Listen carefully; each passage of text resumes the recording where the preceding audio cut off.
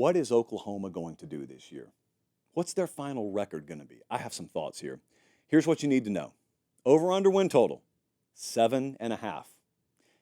Tough schedule, really tough schedule. We'll get to that in a little while. They have the 8th best odds to win the SEC. Throw the ball out there and let's play. That's essentially the attitude around the Oklahoma fan base and the program.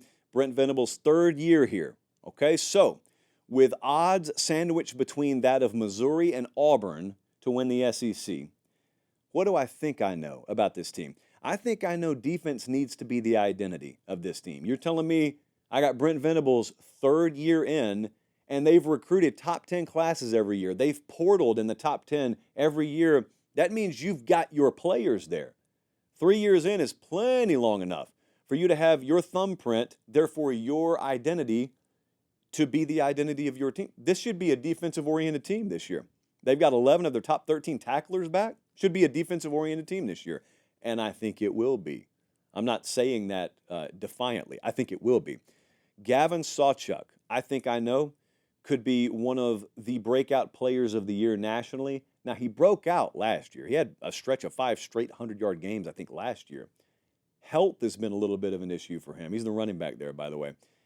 If that guy's healthy for a majority of this year, Gavin Sawchuk is the kind of kid who doesn't enter the preseason conversation for leading the conference in rushing, but could be right there in November. And the third thing I think I know is Oklahoma has that stuff about it that's kind of hard to quantify.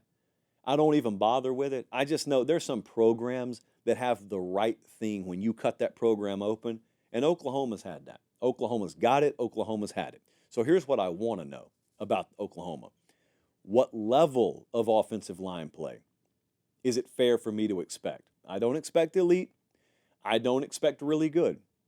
So I'm starting with the ceiling at above average, and I think the worst case scenario is it's horrific. What's fair to expect? That's a question. I don't have an answer for you. That's a question. The offensive line returns 0 starters. We all know that. It's August. Everyone knows that by now. Injuries have been a bit of an issue out there. There's a lot of uncertainty about how many starters they'll even have from an inexperienced group as they head into week 1. Another question. Quarterback. Is Jackson Arnold the man? He was brought in there to be the man. First full year as a starter coming up this year. Very, very limited sample size. The bowl game, he turned the ball over. Spring turnovers were an issue. As fall camp has gone on, the intel I've gotten is it's looked better and better on that front. So fingers crossed on that front, because obviously, they had some games last year where they turned it over and they lost. They had some games where they didn't turn it over and they won. I know that's a shocking statistic to hear, but it is the most important stat in all of football. But I love the mix they have at wide receiver. Both the portal guys and the guys that are already there and still there. So if they can take advantage of that, now obviously all this works in conjunction. I need to have him protected, and then I need to have him make good decisions. But if we have that, they got the tailback. They've got a good collection of talent at wide receiver. It could all fall into place. That's why this team shouldn't just be forgotten about. There's some ifs here, but shouldn't be forgotten about. Third thing I need to know is this defense just pretty good, or is it like a wrecking crew of a defense? Is it the kind of defense that can take over games?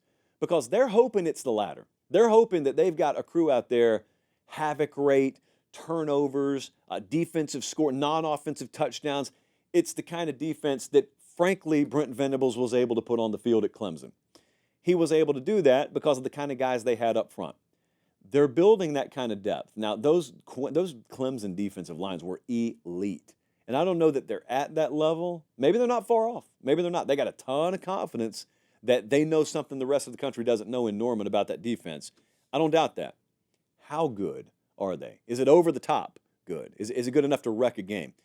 The coaching staff here, we got all of them graded, head coach, coordinators, support staff. Brent Venables is only entering year 3. So we like to have 3 years on a head coach before we grade him. So there's an incomplete grade on Brent Venables. You can think about him whatever you want to. Seth Luttrell's the offensive coordinator there. We got him graded as a solid 4-star offensive coordinator. Pass heavy. System's been pass heavy in the past. Is that the way they operate this year? I'd be surprised if they do try and operate that way. Is that the best course of action given the conference they're in now? We'll see. I tend to believe he knows more about it than I do. Zach Alley is a 3.5-star defensive coordinator, according to our numbers. So Brent Venables is also one of the most elite DCs that we've graded in the past 15 years. I mean, like Kirby Smart's way up there. Brent Venables is like in that category. The defensive support staff is top 25 on this team. The offensive support staff's top 45. So not an elite offensive support staff there. Not bad, just not elite. And again, that stuff changes year over year. The schedule's brutal. They play 6 teams in the preseason top 15. They got Tennessee and Auburn, a 2-week stretch here, week 4, week 5. Tennessee comes in there into Norman. Josh Heupel's return to Norman. Then they go to Auburn the very next week. You could sell me on them going 0-2. You could sell me on them going 2-0. I think most people would just choose to split it and go 1-1. That will determine the trajectory of the rest of their season. Well, they got Texas, but there's a bye week before Texas. So those 2 games there will tell you a lot. But also, think about this. They've got a road game against Ole Miss the 26th of October. Ole Miss is off a bye. They got a road game against Missouri the 9th of November. Missouri is off a bye. So there are no favors whatsoever dealt to Oklahoma here. Their best case record this year, I think, is 10-2. That would involve offensive line playing above average, because I think that's the ceiling of that unit. That would involve turnovers not being a big issue for Jackson Arnold. That would involve injury not being a concern for them. Candidly, it would probably involve a couple of teams on their schedule not living up to preseason expectation, and I think they could go 10-2. I think their worst case, given the schedule and the uncertainty on the O-line, is 5-7. They're absolutely, if you've got those kind of concerns and this kind of schedule, there's a world where the bottom falls out of the final record. You got to acknowledge that. That's before we even talk about injury. You got to acknowledge that. And the model agrees with this, I got Oklahoma going 8-4 right now as their most likely record. But look, I got them power rated number 12. So it's not that I think they're a bad team. You're not always what your record says you are. 8-4, you think in your mind, fringe top 25 team maybe? It's not the way I see the team.